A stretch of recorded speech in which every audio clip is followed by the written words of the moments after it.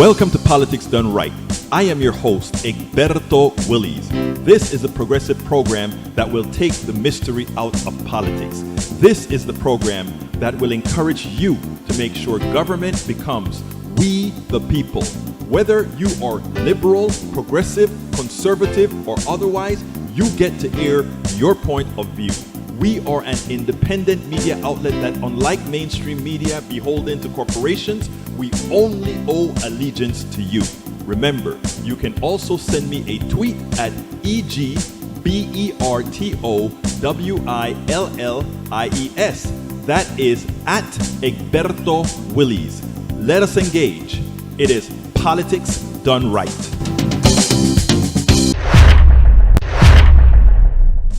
Well, folks, welcome to one more edition of Politics and Right. I'm Egberto Willies, your host. Thank you so kindly for being a part of our show today. We are going to have a great show for you as usual. We have a whole lot of video to show you today, so we are going to get busy rather quickly. So how do we start here, folks? How do we start here? ¿Cómo vamos a comenzar? Vamos a comenzar dándoles lo que pasó hoy. We're going to start by giving you what occurred today. First of all, Greg Palast discusses GOP fraud in the Georgia election. Trump fraud continues. Investigative reporter Greg Palast joins us to discuss the GOP fraud and voter suppression in Georgia. Very important. He's done a whole lot of work there with all those great organizations out there that are on the ground doing what they need to do. We're going to get there. We're going to show you the VP took his injection, his vaccine, and so did Dr. Anthony Fauci.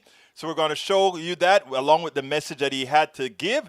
I think it's important that we also show that on our networks so that other people that may have second thoughts can take a look at that. Before I get started, welcome aboard Michael Rudnin. Welcome aboard.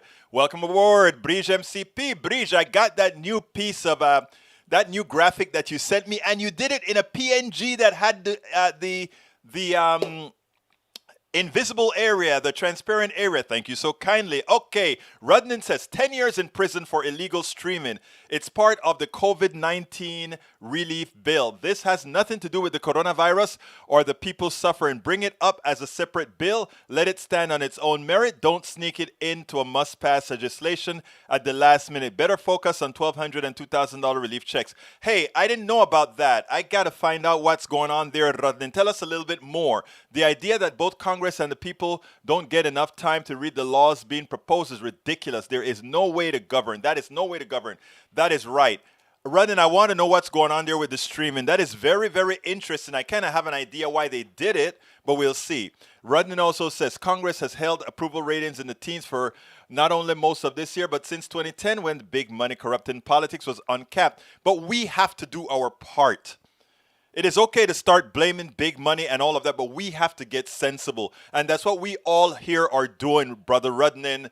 That's what we're all doing here, Brige MCP. That is what we have to do. You know, we have to stop completely and entirely blaming big money and all these things. We got to stop it. We are right. It's right. You're correct. But we have to take command and start doing it because it's still one person, one vote. It is still us using our own heads. It is still us going to the right sources.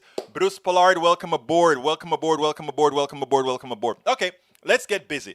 Let's take a look at Vice President taking his vaccine because I think it's something that everybody has got to see. Check it out. That works. Whatever you prefer, I can do anyone that you prefer. Right behind the metal. Thank you.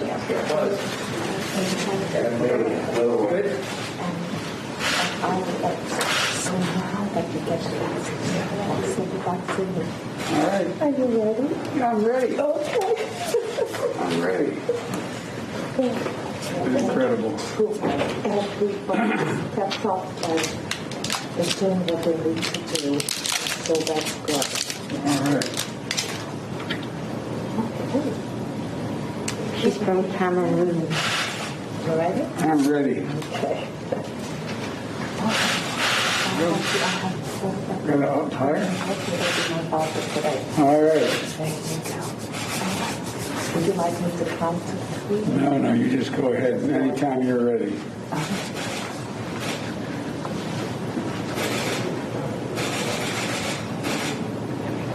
Good.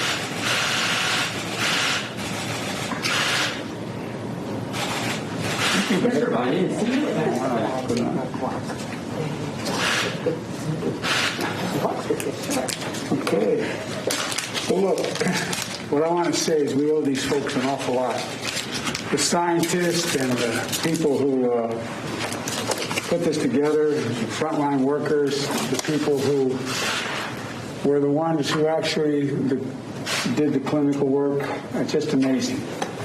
And I wish we had time to take you through the whole hospital to see how busy and incredible you all are. And we owe you big. We really do. And one of the things is that I think that the administration deserves some credit getting this off the ground with Operation Warp Speed. I also think that it's worth saying that there's great hope. I'm doing this to demonstrate that people should be prepared when it's available to take the vaccine. There's nothing to worry about. I'm looking forward to the second shot. So is Jill. She's had her shot earlier today.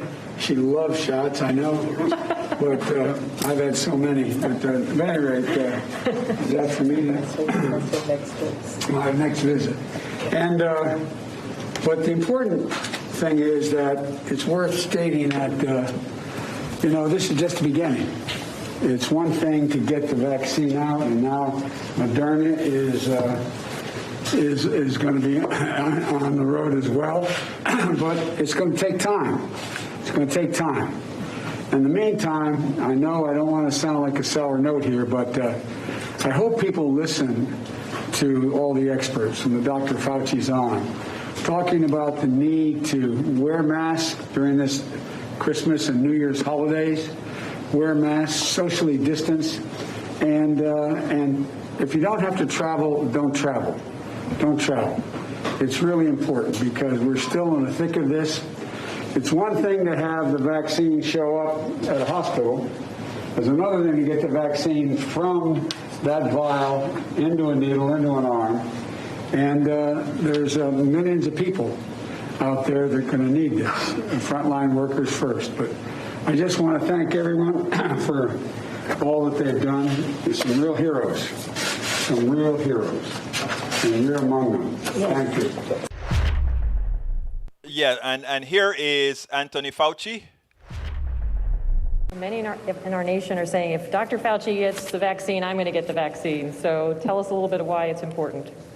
Well, for me, it's important for two reasons. One is that I'm an attending physician here on the staff at the National Institutes of Health Clinical Center, and so I do see patients. But as important, or more important, is as a symbol to the rest of the country that I feel extreme confidence in the safety and the efficacy of this vaccine, and I want to encourage everyone who has the opportunity to get vaccinated so that we could have a veil of protection over this country that would end this pandemic.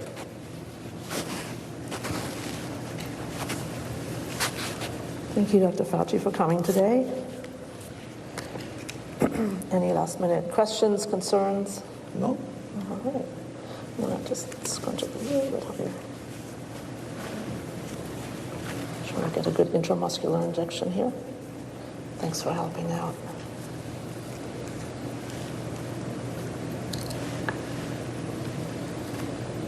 And pinch.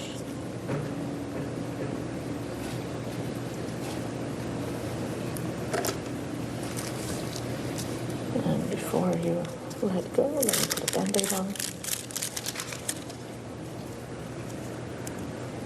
There we go. Okay, super. Thank you so much. All right, Dr. Fauci, thank you.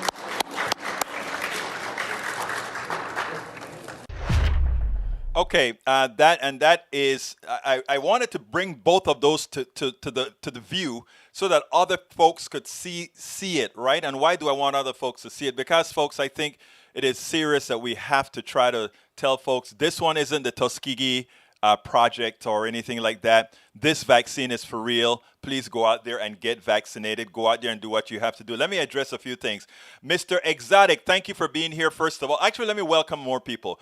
Bridge MCP, Bo Elsa, thank you for being here from Periscope. Unfortunately, Periscope will be gone next year, but thank you for coming. Remember to join us on YouTube. Thank you for being here, Herman. Thank you for being here, Mr. Exotic. Thank you for being here, Lee Grant. Lee Grant, thanks for those words. I mean, yes, thanks for giving Biden the kudos, for giving the kudos to Trump for having started Operation Warp Speed. Yeah, absolutely, yeah, but any president would have had to do that, and I think we can all be sure of that. It had to be done.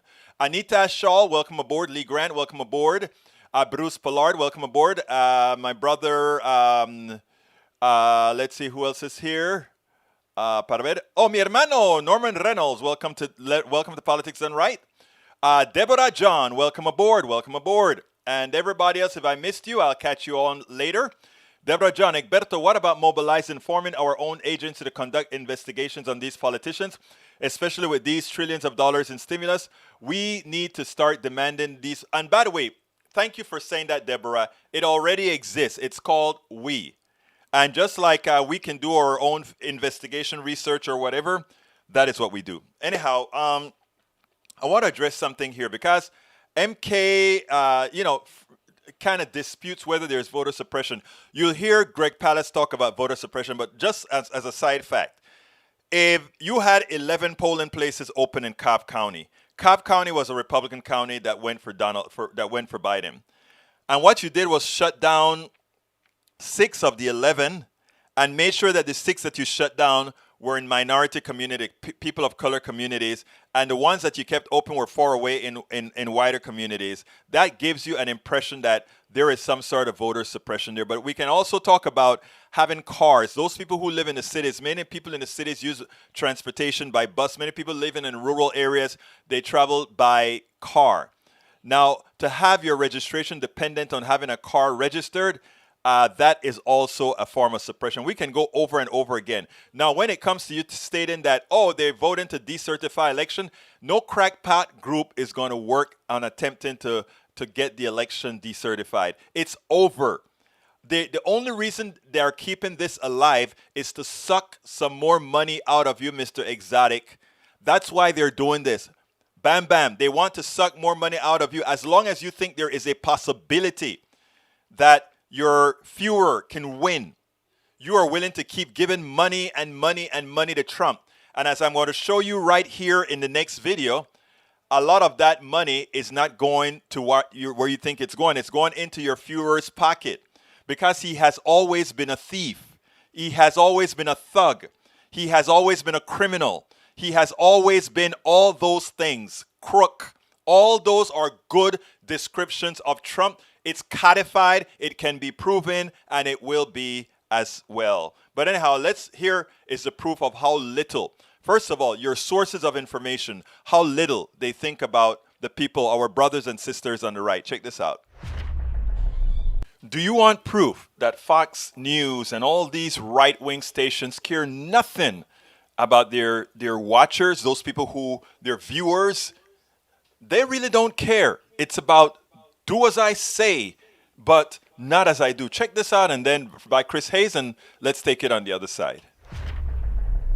For the past 9 months or so, Rupert Murdoch-owned media entities have, by and large, waged a war against public health and the scientific consensus on containing the coronavirus.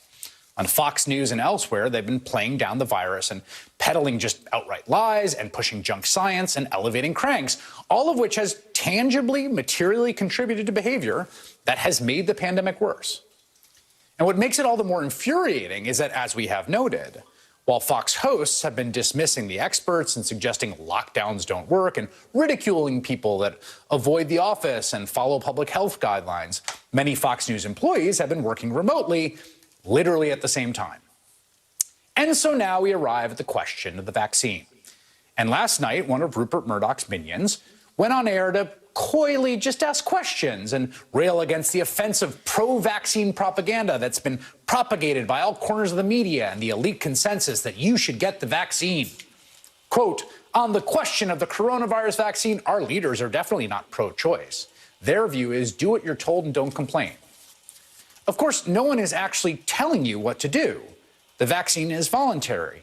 In fact, that's literally the reason there is a public relations push to get people to get vaccinated, to persuade them in a free country precisely because it's not legally required. The notion that there is something nefarious and suspicious about people like Mike Pence encouraging you to get the vaccine is, of course, nonsense. Of course, this is the same person who questioned whether lockdowns work, when literally the reason lockdowns work is the germ theory of disease, which it's safe to say is settled science. I mean, if you don't believe me, just look at what happened in Europe, where the second wave slowed last month after new lockdowns. But of course, all this contrarian posturing is just chum thrown into the water for ratings they can then monetize. It's not meant to be real or serious advice. In fact, Fox News' own lawyers have argued that this particular Rupert Murdoch minion is not a provider of the news as we know it or facts as we commonly understand them, and his audience knows this. Just a remarkable thing for your own attorney to say about you. And so, given all that context, it is not surprising that 89-year-old Rupert Murdoch himself, who of course at that age is high risk, took a convoy of Range Rovers to get his vaccine on Wednesday via the British National Health Service, the socialized medicine provider of the UK. Murdoch even thanked essential workers and the staff of the National Health Service, an institution that is held up as this absolutely demonic specter by Fox News and American healthcare debates. And Murdoch also strongly encouraged people around the world to get the vaccine, precisely the kind of groupthink tyrannical propaganda his network was railing against. It is amazing, isn't it, that they're doing the right thing. The Fox News people, they're staying home when they needed to. They're getting their vaccines. They're doing all the things that they're supposed to do, but they're implying to their viewers not to do it. And the cynicism of all of this, it's several reasons, right? One, it's to keep them working at all costs, whether it costs them their lives or not. Let's make sure that the masses don't fear this COVID thing and make sure they go to work. That is the right-wing way. That is the plutocratic way. That is how things are supposed to be. The other reason is, if you have all these conspiracy theories and things that they're doing, they have control of your mind because they know whatever they say, you are there to listen. Folks, this shows they think little. If those of you who are on the right listening to this, they just show their contempt for you. They just show that they mean little to you. They just show that they don't care about you. So why not? Why not? Start thinking about what is right for you and not what is right for them to make a buck. Absolutely. Stop thinking about what's right for them to make a buck. Now, I think voting shouldn't be a zero effort. Voting should be, there's nothing in the Constitution, of course, or in no Constitution that says we need to put a certain level of difficulty on voting so that low information voters don't vote. My context is that most right-wing voters, except for the wealthy ones who have a reason to vote right-wing, are low information voters. They don't understand how healthcare works. And I really honestly, I'm not trying to be condescending. I'm just saying if you understood how healthcare work, you'd understand that private healthcare is nothing more than choosing which plantation you want to live on for your slave master to decide what's best for your healthcare, as opposed to Medicare for All, which allows you to choose who will provide your healthcare. If you weren't a low information listener or voter in the right, you would know that. If you weren't a low information voter, you'd understand that capitalism in the form that we practice it is really biased towards those who have capital, and that if you have to ask yourself, why is capital more valuable than humanity? Why is it that whenever we want to pass laws that affect anything financial, the first question isn't, how does this affect humanity? The first question is, how does this affect business? There are a lot of things we have been taught to think it's low information because it means we hear somebody say it and we don't go ahead and do any further research. Now, granted, left-wing voters, we have low information left-wing voters as well. But you know what they say, a clock is right twice a day, right? The good thing about a left information voter is, lucky for them, the ones who are low information, that their vote does not materially hurt them. Their vote does not materially take cash out of their pocket. Their vote does not materially hurt their health care. But on the right, not knowing when your right-wing vote actually affects you, that presents a problem. That's all I am saying. And I'm being as respectful as I can to both the left and the right. Because the truth of the matter is a large percentage of voters on all sides are low information voters. But if you are a low information voter on the side that provides policies good for all, it don't matter if you're low information. But if you're on one side that hurts people, that even hurts you, then that is a problem. Anyhow, if you want to see how the right wing has allowed Donald Trump to just use them as a cash machine, check this out, and then we'll, after this particular video, we'll go to Greg. Well, we'll do my bag, and then we'll go to Greg Palast. Check this out. If we're to make progress in this country, we have to, first of all, be honest. Secondly, we have to dispel the belief that we are a real democracy, one person, one vote. It is absolutely not true. So therefore, there's a little piece that Chuck Todd did on Sunday that I think everybody should see, but and then we'll discuss it a little further thereafter. Check this out, and then we'll talk about it afterwards. Did President-elect Biden win by a lot or by a little? Take the popular vote this year. Biden won by a sizable amount, 4.5 percentage points and 7 million raw votes. And as we noted here, second largest percentage point margin since the year 2000. It was second only to Obama. Actually, that's not the video that I'm ready to show you yet. I'm going to show you that one afterwards. I want to show you the one where Chris Hayes shows what Donald Trump and his minions are doing to his people. Let's look at that, then we'll take a look at that other one. Watch how Chris Hayes deconstructs how Donald Trump and his minions are ripping his people off, taking their monies and doing God knows what with it. Well, we know what some of the money is used for. But after seeing this, if they cannot see how they're being used and how we're using the entire instability of the country to make a few bucks for none other than Donald Trump and his minions, what will it take? Take a look at this, and then let's take it on the other side.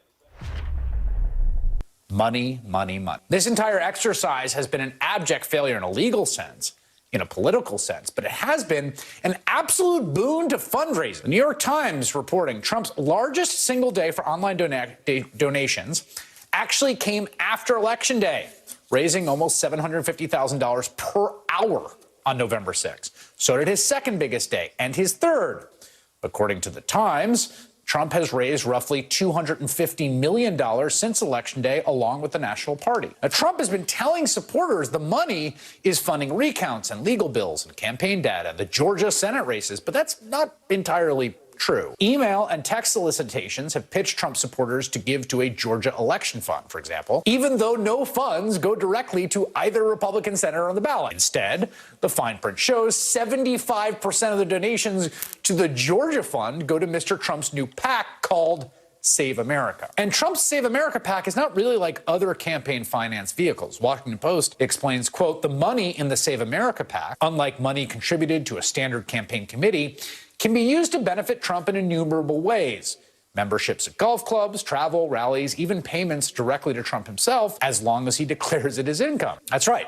Donald Trump can just keep all that money for himself if he really wants to. I'm not just pulling that idea out of thin air. Back in 2000, when Trump was toying with a run for president, he told Fortune magazine, quote, it's very possible I could be the first presidential candidate to run and make money on it. Now, if you view the post-election activities of Donald Trump purely in terms of an attempted lucrative con, well then, it has been a smashing success, not a total failure. New reporting today suggests maybe that is also the case for his re-election campaign. This failure is made worse by the fact it was the first real re-election campaign declared on the first day of the administration. It raised more money than any re-election campaign ever. Do you remember when Trump campaign manager Brad Parscale referred to the campaign as the Death Star? Right? That was back in the spring. Like, get ready. They bragged about how they were going to use all this money that they had amassed, more money than anyone ever, to just destroy the opposition. But like the Death Star, things quickly unraveled. Brad Parscale was arrested by police outside his Florida house. He ended up stepping down from his role in the campaign. Rumors swirled that maybe Parscale had grifted from the campaign to pay for his $2.4 million waterfront house in Fort Lauderdale, Florida, a pair of $1 million condos, a brand new $400,000 boat, and another $500,000 in luxury cars, including a Range Rover and a Ferrari. So the Trump campaign raised more than $1 billion for his reelection. And then at some point in the campaign, it became clear, like all of a sudden, the money was gone, leaving the Trump campaign pulling ads in critical states. Remember that? Just before the election, the Associated Press published a story about how Trump plowed through the cash, writing, quote, since 2017, more than $30 million has been paid to firms controlled by Parscale, who was ousted as campaign manager over the summer. An additional $319.4 million was paid to American-made media consultants, a Delaware limited liability company whose owners are not publicly disclosed. The question of where all those hundreds of million dollars went was never really answered. Today, we got an important clue. Business Insider reports, in fact, it was Jared Kushner who approved the creation of AMMC. And when Kushner and others created the company in April 2018, they picked Trump's daughter-in-law, Lara Trump, to become its president. Not just that, Vice President Mike Pence's nephew, John Pence, as its vice president. That's a nice job for a nephew. Trump campaign CFO Sean Dolman got chosen to be the treasurer and secretary. Now, according to the report, that same shell company, they spent $617 million, almost half of the campaign's $1.26 billion war chest. That's a lot of money. That's a lot of money. $600 million going through a shadow LLC. Come on, people. Can't you see what your money is being used for? $2.5 million homes, Land Rovers, and all. Come on now. That is what it's all about. The politics is just the raw material, and you provide the money. It should be illegal to do stuff like this. But you know what? If you continue and want to be gullible, why not take advantage? And that is exactly what Donald Trump has done to all of the 74 million people who's voted for him.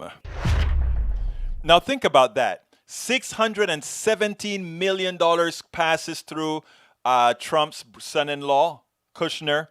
And the guy who did Trump's media got a house for $2.5 million, 2 condos $1 million each, a $400,000 yacht, a Benz, think about that. Those are your donations. They are making money off of your donations. Those are millions of dollars. As people are starving, as people are in food lines, as people are without work, there's a certain kind of hate that they have to have for you to be able to Donald Trump actively said, he went on camera and he said, I love stupid people. I am not calling you stupid. Donald Trump called you stupid. Imagine that. Imagine that. I think most of you who give to Donald Trump are good people who are trying, who are hoping for somebody who says, I am here. I am here. Look at my problems as well. I understand that. But you have to meet the people trying to help halfway. And it starts by not being snowed by Fox News, AON, Newsmax, and all these other places that completely take advantage of you. So my right-wing brothers and sisters, it is time to get off the Trump train, because the Trump train is bleeding you dry. They are looking at you and they're laughing at you. And it's the same thing that happens. It's the same thing that's happened. Bruce says you're preaching to the choir. Actually, Bruce, we have a lot of right-wingers.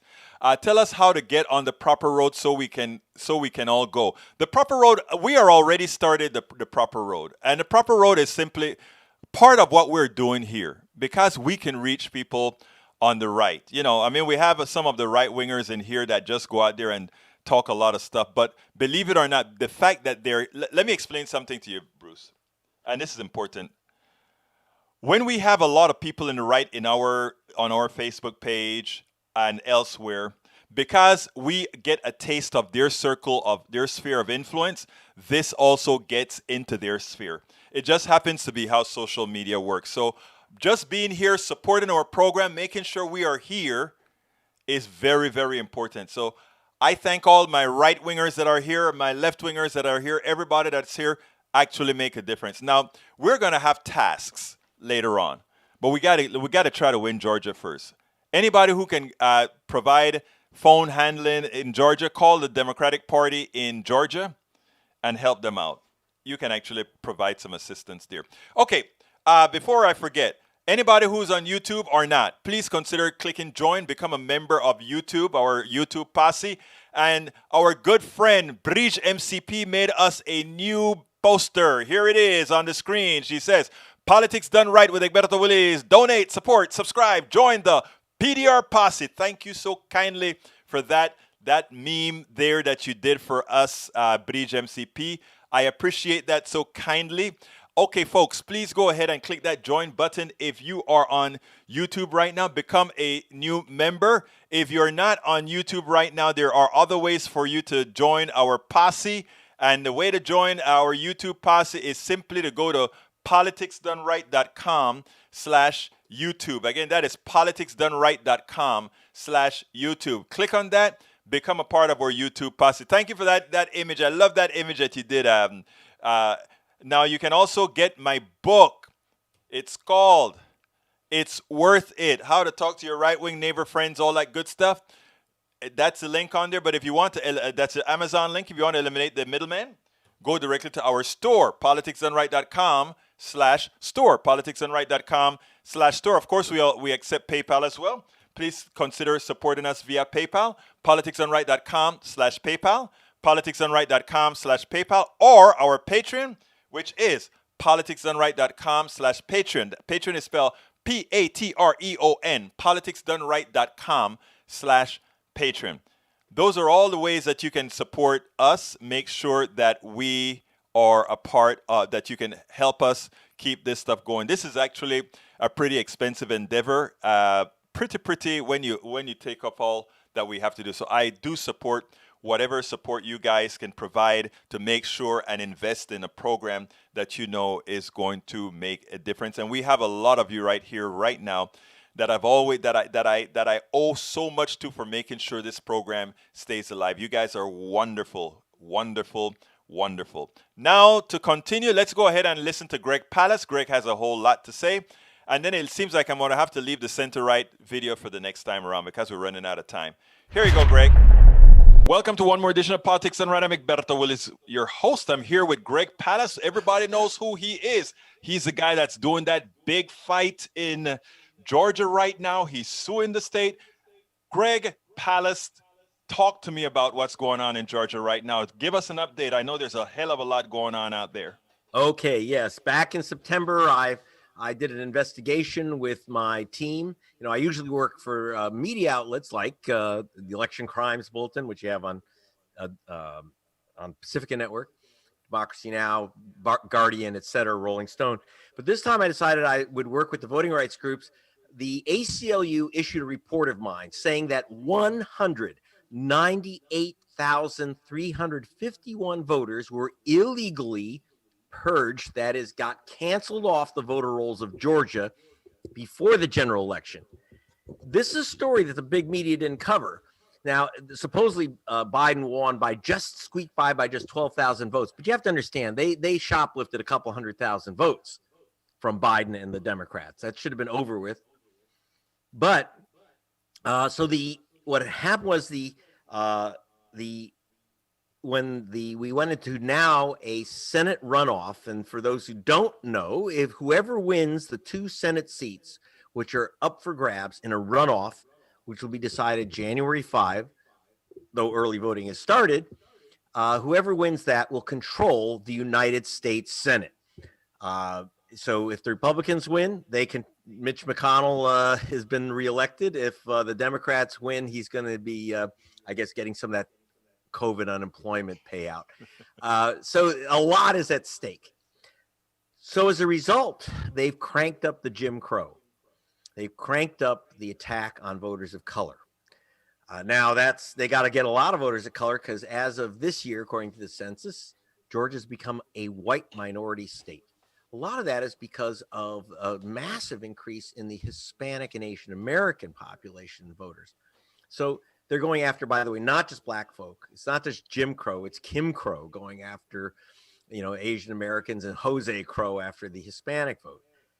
Now, how are they doing this? Well, I just told you that they're removing 200,000 people, but there's other tricks, and I'll get into the suit in a minute, but I want to tell you a couple of other tricks. By the way, if you're wondering, I just got back from Atlanta from investigating, working in Georgia, coming home for the holidays. I'll be back on the ground there for the election. Now, I was in Cobb County. Now, where's Cobb County? It extends out from Atlanta, and I understand Cobb County is considered GOP territory. They elected Newt Gingrich several times. They were stunned, the Republicans that control the county, when Joe Biden won Cobb. Mm-hmm. So they went into full panic. So what did they do? One of the reasons Biden won is that they had massive turnout in early voting, a record turnout. People, but not just mailing in their ballots, because the African-American voting rights group said mailing in your ballot is dangerous stuff. You're handing someone who doesn't want your vote to count every excuse to knock off your ballot. Like, you don't have a return address, you leave off a middle initial on your return address, that type of thing, you will lose your vote. So people stayed in line to vote, and that's how Biden won Cobb County. So what did they do? They had 11 early voting stations in Cobb, and they simply closed the 6 that were in African-American neighborhoods. It's just that raw. They closed 6 voting stations in black neighborhoods and left open the 5 in the white neighborhoods. But I got to tell you, I was in Cobb, so the black population just got in buses and cars and anything that moves, scooters, you name it, bicycles. I kid you not. They were voting. They were moving into those white areas and voting. And I got to say, and by the way, the turnout every single day, weekday, weekend, doesn't matter. You're seeing massive, massive, massive lines. In the general election, the turnout was a record. And now in the runoffs, which usually have a big drop off, right? In the runoffs, the turnout is even higher than in the general election. People know that everything is at stake. And by the way, that's not just the Democrats coming out. It is the white evangelicals are voting like their lives depend on it. So both sides are jamming the polls. But like I say, they're playing these tricks. They're closing the early polling stations. Crazy stuff. Like, one of the other things that the Palast investigative team uncovered was what we call no car, no vote. They've passed a sneaky little rule, which we caught, that said if you don't have a car registered in Georgia, your voter register, if you can't register to vote in Georgia, they can challenge your voter registration. And I say, wait a minute, you have to buy a car to vote in Georgia? Poll tax? Not exactly. And yeah, it would be the most expensive, you're right, to be the most expensive poll tax in American history, and poll taxes are unconstitutional. So what are they doing? What they're saying is, if you don't have a car registered, well, you might not actually live here. You might be faking it. Well, that's cute. Who doesn't have a car but is a citizen? One, low-income people who can't afford a car. If you're poor and you can't afford a car, okay, you don't have a car registered. Does that mean you can't vote? The other is if you are living in an urban area and use the public transportation. And once again, the Atlanta voters are Democrats, white, black, whatever. And finally, I know that this was almost knocked out a vote of a young woman I know who lives in Savannah, who's a student, my daughter, who had a hell of a time voting. Her friends, many of her student friends, couldn't vote because they didn't go through the process that she did. You have to fight.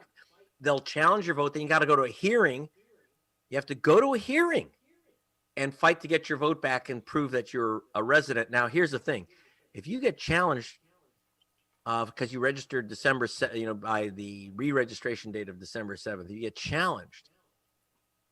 You are not going to get that hearing until after this election is over. That's the trick. They say, oh, well, we'll give you your vote back. You just have to show up at a hearing. So first of all, who's going to show up go through a whole court process for their vote? Even if you do, it's too late. This is the game that's being paid. And by the way, how many voters are being challenged? 300,000. 300,000. Wow. Now, is this an active challenge going on right now? Yes. And so what's happening is the ones that the that these cracker commissioners are doing, those are the most devastating because those are going to be holding off voters till after the election. But there's also a private organization called True the Vote. And True the Vote has they're at the core of the challenge of 300,000 new registrants. Their view, now I rarely use this term, but they truly are a racist organization. They've been specializing in knocking off especially voters of color. They're very active in Texas and Arizona, and now they're literally targeted 300,000 voters and saying, don't let them vote. And this is the game that's being played. Now, like I say, so now the new thing is the filing of a lawsuit to get back. Remember, I said that they removed 200,000 voters illegally, according to the ACLU report that I issued. So picking up my report, Black Voters Matter, which is founded by Latasha Brown and Cliff Albright, Black Voters Matter, and Operation Rainbow Push, the Reverend Jackson's organization, and you've got other groups, and out of Texas, Southwest Voter Registration Education Project, which is based in Texas. They joined the suit, especially to protect Hispanic voters in Georgia, a big new group. And so we had, by the way, a one-day trial. We had the best voting rights lawyers in America, including, this will be interesting, Fred Gray. Now, Fred Gray, for those who know civil rights history, may recognize that name. He was Rosa Parks's lawyer in 1954 and Martin Luther King's first lawyer. During our trial, he was a lawyer, one of our chief lawyers. He turned 90 during the trial. So, I mean, he's been working. By the way, Right. Imagine, it's like you feel like, well, what have I done with my life? When you watch him, we had great lawyers. And so we're going to have the trial continues. The problem is that we didn't win an injunction to get everyone just simply stuck. We said, look, this is clearly a list of people wrongly removed. Put them back on. We can't wait for a full trial. They got to be back on now for this election. And the judge said, yeah, the list looks pretty like there's real problems with this purge list. He ordered the state to sit down with us and try to work it out. They've been, they've disappeared. We're trying to chase them around. Then he said, look, they didn't have enough legal notice to give you an injunction. So we decided, okay, we'll give you new notice. So we issued a press release. We're having a press conference. We wrote up a new suit, press conference. We notified the Secretary of State. We got in front of the state capitol, all these big shot lawyers, and then all the TV cameras, NBC, CNN, et cetera. And we march up the Capitol steps and into the governor's office and past the governor's office to the Secretary of State. And the door is locked. They locked the doors. This is a state office. They locked the doors. They turned off the lights. And here's the cameras rolling. It was like a comedy, So then they put a little tag on the door with a phone number. And of course, it went straight to voicemail. So then we said, I'll tell you what. Latasha Brown from Black Voters Matter said, you know what? They have another office in another building. Let's go see if maybe that's where they're hiding out. So we go over there, all the lawyers, cameras, and they're kind of hiding behind the door was the director of elections. So we said, bang, we slapped him with the new lawsuit. And then Latasha Brown starts saying, when are we meeting? The judge wants you to meet with us. When are we meeting? We'll get around to it. He said, look, the election's in 2 weeks. Don't play games. When are we meeting?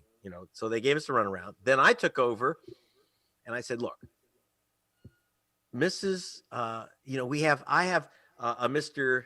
Miguel Diaz. I have a Mr. Watson. I have a Mrs. Jordan.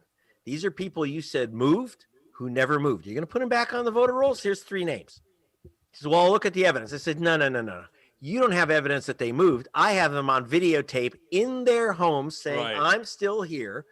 Now, okay, you look at the videotape. If you look at the videotape and you look at the records, will you agree that they haven't moved and you'll let them vote? So he still wouldn't agree. I said, and by the way, I got a list of 198,000 more people you could put right back on. No, so I said, I'll tell you what. And then I confronted him about something else. Now, I said, their claim is that these voters moved out of Georgia. Now, Alberto, you can't vote in Georgia if you don't live in Georgia. Or Right. It's against the law. So were there 198,000 illegal voters? Well, let me tell you, before you remove someone from the voter rolls on grounds that you think that they moved, you have to do something that makes complete sense. Call the post office. You have to contact the post office. Now, here's the deal. God, I sound like Biden. I'm saying, here's the deal. Been around him too long. Yeah. So, if you're going to remove someone for moving, you have to check with the post office. It's not only common sense to check with the post office, it's the federal law. It says right in the federal law, you have to check with the post office. By the way you do that, you hire a contractor who has the right to go into the post office computers. Right. Because the post office already doesn't have enough time to do anything. Right. So you hire these officially licensed post office representatives, companies, and we did. In fact, the Palast Investigative Fund hired three of these firms, just to make sure that we got it right. And they all came back with the same exact answer: 198,000 people wrongly removed. Same answer. The state never checked with the post office, but they lied to the court. They lied to the court. You think that your public officials don't lie to the courts, don't perjure themselves? Well, they do. They straight up lied to the court and said they checked with the post office, even though, in fact, they specifically said that they used a licensee, which you must designate by federal law. You have to say use a licensee. They said they used a company called Anchor. So we called Anchor and they said, no, we didn't work for these guys. We work for you. We hired them. They didn't. And so they lied. This is what these guys do. And you know what? I'm going to tell you something. The Democratic Party always tells me, they always get very upset when I talk about vote suppression. They say, oh, that'll stop people from voting. Well, Stacey Abrams proved them wrong. She runs an organization called Fair Fight Georgia. She's been screaming with me about voter suppression in Georgia, and that has increased the turnout. The reason is that what we find is that people get angry that someone's when you try to take away their vote. So you know what? And when someone's trying to take something away from you, it's valuable. Otherwise, they wouldn't bother stealing it. Now, Greg, this is obvious. This is quite obvious. And we have a very important election that is not only Georgia-based, it's nationally, it has national consequences. Yeah. What's the probability that you get the vote for those 198,000 people who were illegally removed before January 5th? Well, as the judge was asking us actually about this, about how we were doing independently of the court. And it's one of the issues, how many we've already gotten back on. We've run a big campaign. In fact, we have a 20-foot high by 40-foot wide giant electronic billboard over Atlanta. Before the final registration day, we had Rosario Dawson giving messages so that people would look up and see Rosario Dawson. Of course, that caught their eye. Then it says, check your registration. So we think we did Black Voters Matter, sent out 98,000 postcards. SV Rep, the Hispanic organization, was contacting people. We also ran several PSAs in Spanish. So they re-registered. So we re-registered. How many did you get back? So we believe that we got about 20-some thousand back, maybe 30,000, which is a lot, but it ain't enough. And here's the problem, Egberto. When you've been removed from the voter rolls, you don't know it until you show up. Right. And so people show up and they lose their vote. They get thrown out. And this is a very sad thing. I talked to one woman in Stone Mountain, an African-American family, Stone Mountain, and she was voting. She was going back to vote under this gigantic monument to the Confederacy. I've been there, yeah. Yeah, it's kind of carved into the mountain. So, but now this big African-American community has just moved in, middle class, and they're all voting. And she was handed a provision. She said, well, I didn't have a problem. I just had to fill out a provisional ballot. Not counted. And then I looked at her and she said, they're not counting it, are they? I said, no. I said, because if you're not on the voter rolls, are you ready for this weird one? Federal law requires that they give you a provisional ballot, one of those yellow things that you fill out and fill out the envelope and all that. So federal law says if there's a problem with your voting, you must get a provisional ballot. But Georgia law says that ballot can't count because it doesn't matter why you've been removed. If you're not on the voter rolls, your vote can't count no matter what. So you fill out this form, and that's really bad because you think you voted and you haven't, and then you don't re-register. So we've got this problem of trying to reach people to say re-register. But now we've lost the registration deadline. That was December 7th. We got as many back as we could. And by the way, if you're listening in Texas, I'm going to tell you what I tell everyone. And Texas is real bad on this. Check your registration a month, 2 months before you're about to vote. So every September or every June, if you're going to vote a primary, whatever, always check your registration more than a month in advance, because if you're removed, you can re-register. And I got to tell you, I checked here in California, and I was purged from the voter rolls. That's what you told me last time, yeah. And I re-registered online. But look, Greg, we got to wrap this up. So why don't you give me the outcome that you expect out of Georgia? I want two outcomes. One, what do you think is going to be the result of the election? And well, first, what do you think is going to be the result of you getting enough people re-registered to vote or reincorporated into the voter list? And number two, what's the prospects of winning both of those Senate seats? Okay, two things. The chance of everyone getting back on the voter rolls, we'll leave it up to the courts. It's going to be a hell of a fight. We don't know, but I do know this, that this is going to be a record turnout, which has never happened for a runoff. This is going to be through the roof. Everyone who can vote will. So that's number one. And we don't know how that's going to come out in terms of who wins. I also know that all the tricks from no car, no vote, closing closing early voting stations in black areas, cutting off early voting on weekends, which is illegal, but most of the counties in Georgia are now doing that because they know that African Americans and Hispanics vote on postal polls Sunday. So they're closing those stations. Raw stuff. So I'll tell you this. If everyone gets to vote, given what happened with Biden, and now it's a bigger turnout, there's no question the Democrats walk away with it. Good. However, the Jim Crow factor, the disqualification of ballots, the disqualification of voters is so enormous that could tip it the other way. And again, I'm not telling people how to vote or who should win. I'm just saying I would like to see the voters choose their senators, not Jim Crow. Well, Greg Palast, investigative journalist. He's been all over the place. The Guardian, Wall Street. He's written for everybody. So, folks, look, keep up the good works. I hope your suit works out perfectly in Georgia, and I hope the outcomes is what we need as a country. Thank you so kindly for having been here with us, Greg. And if you want to catch the follow-up or watch the films that we're making from Georgia, go to gregpalast.com, gregpalast.com, or they're being issued by at Leo DiCaprio. Go to Leo DiCaprio's Instagram story page, and you'll get some of our stories there, too. Very good. Get to his website, folks, gregpalast.com. Thank you so kindly, Greg. Have a good one. You got it. Bye-bye. Stay safe.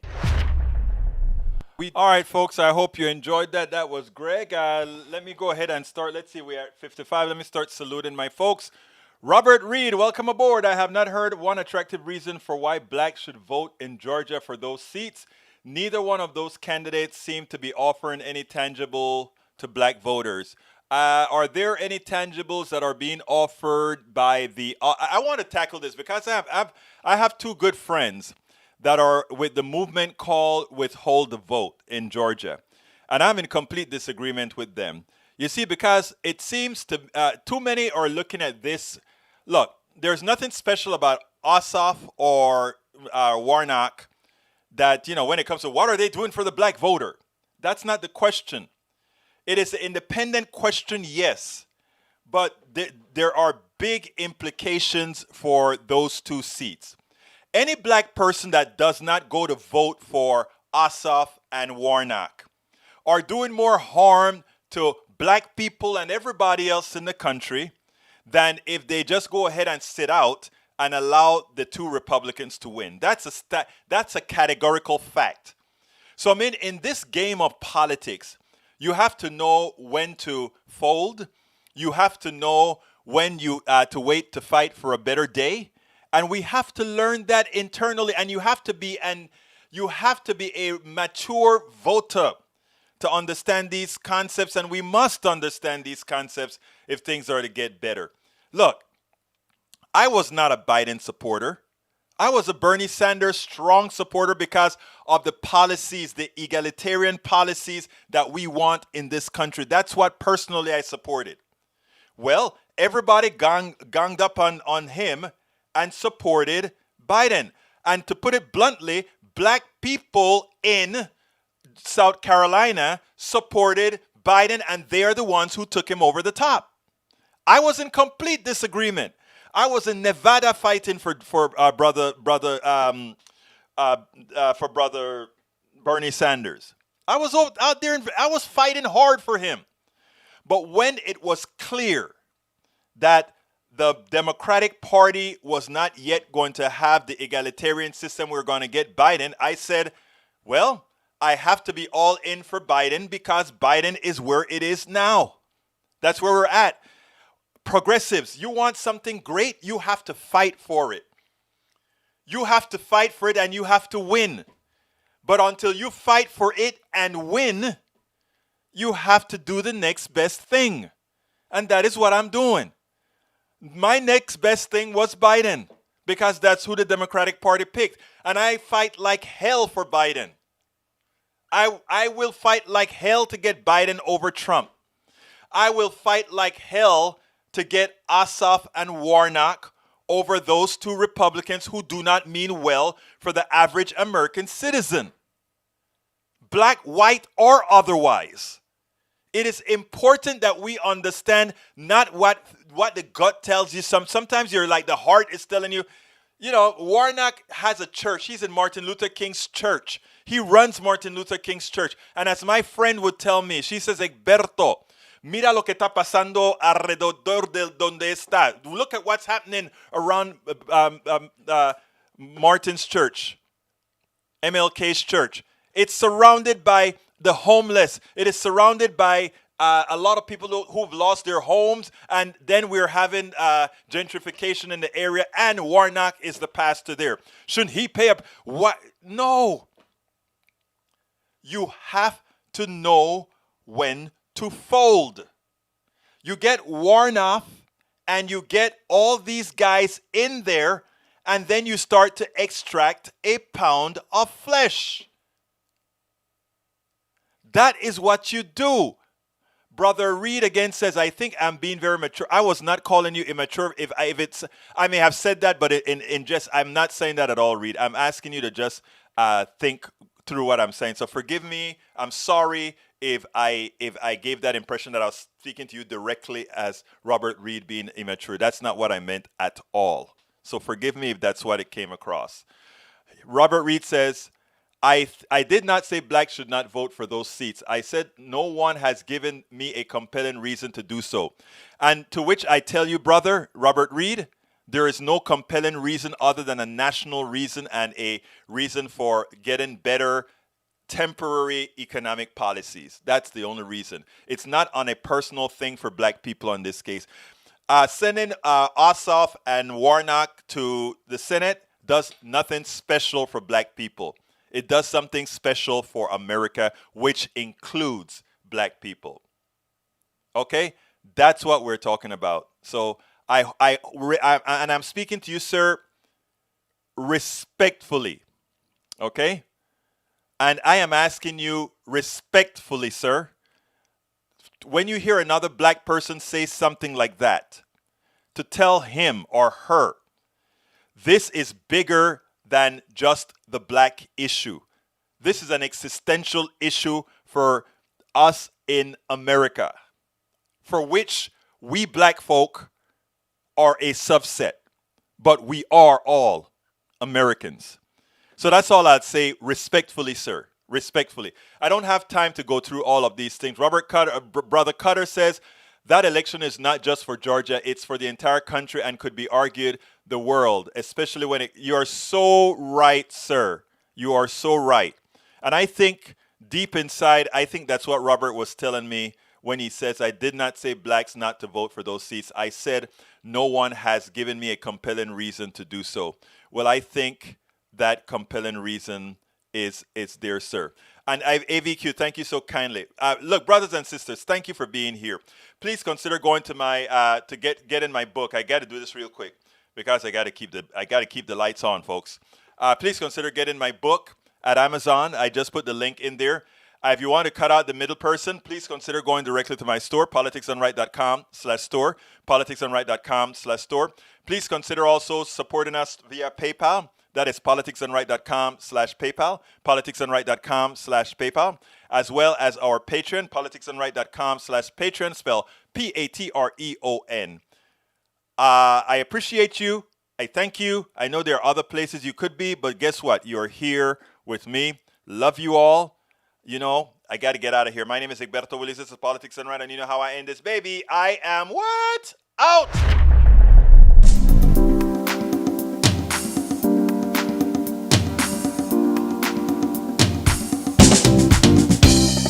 Welcome to Politics Done Right. I am your host, Egberto Willis. This is a progressive program that will take the mystery out of politics. This is the program that will encourage you to make sure government becomes we the people. Whether you are liberal, progressive, conservative, or otherwise, you get to air your point of view. We are an independent media outlet that, unlike mainstream media beholden to corporations, we only owe allegiance to you. Remember, you can also send me a tweet at EGBERTOWILLIES. That is at Egberto Willis. Let us engage. It is Politics Done Right.